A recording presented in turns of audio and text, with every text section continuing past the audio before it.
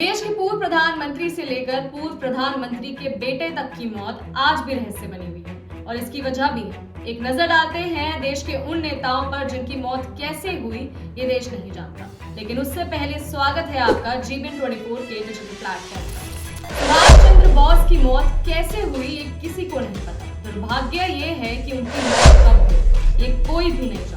कई जांच आयोग बनाए गए लेकिन सभी ने एक शख्स की मौत के पीछे अलग अलग कारण गिनाए। ब्रिटिश सरकार की रिपोर्ट के अनुसार 1945 में ताइवान के ताइपे में प्लेन दुर्घटना में सुभाष चंद्र की मौत हुई। यानी देश पर शासन कर रही तत्कालीन ब्रिटिश सरकार के अनुसार सुभाष चंद्र बोस की मौत आजादी से पहले ही हो गई। दूसरी रिपोर्ट में पाया गया कि सोवियत सेना की कैद में सर्बिया में नेताजी की मौत हुई। 1956 में सरकार ने शाहनवाज कमेटी बनाई जिसके सदस्यों ने जापान जाकर जांच की। कहा जाता है कि जापान के रेनकोजी मोनेस्ट्री में आज भी नेताजी की अस्थियां हैं, लेकिन तनाव की आशंका के चलते भारत सरकार उसे भारत नहीं लाई।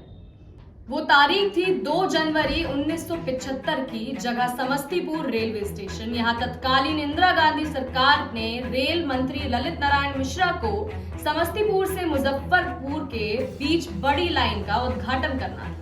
ललित नारायण मिश्रा ने रेलवे की उपलब्धियां गिनाते हुए अपना भाषण पूरा किया। वो मंच से नीचे उतर ही रहे थे कि अचानक भीड़ में से एक शख्स ने उनकी तरफ बम फेंक दिया।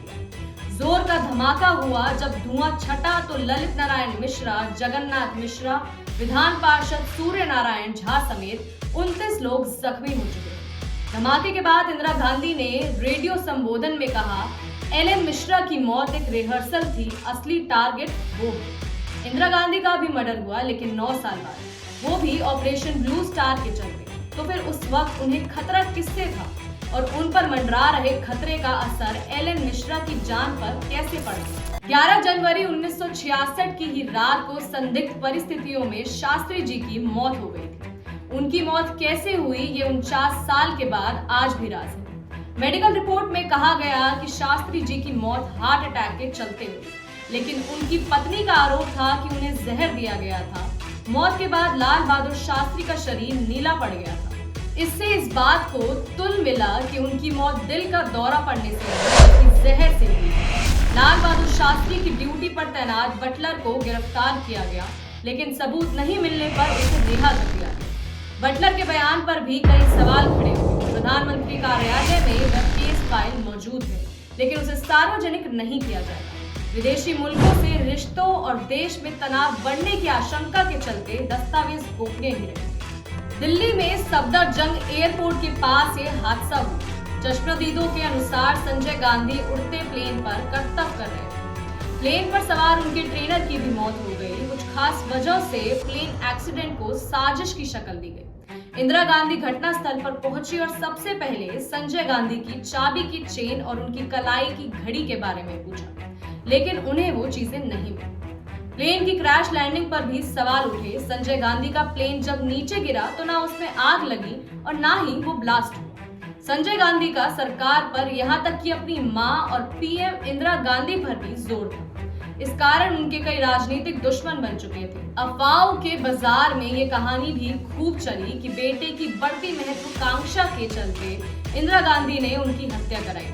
हालांकि इसके पीछे कोई ठोस सबूत पेश नहीं किया। 11 मई 1953 को कश्मीर में श्याम प्रसाद मुखर्जी की मौत हुई। उन्होंने कांग्रेस के साथ राजनीतिक सफर की शुरुआत की। 1944 में कांग्रेस छोड़ दिया और 2 निशान नहीं चले। इस नारे के साथ जब वो कश्मीर पहुंचे तो उन्हें गिरफ्तार कर लिया।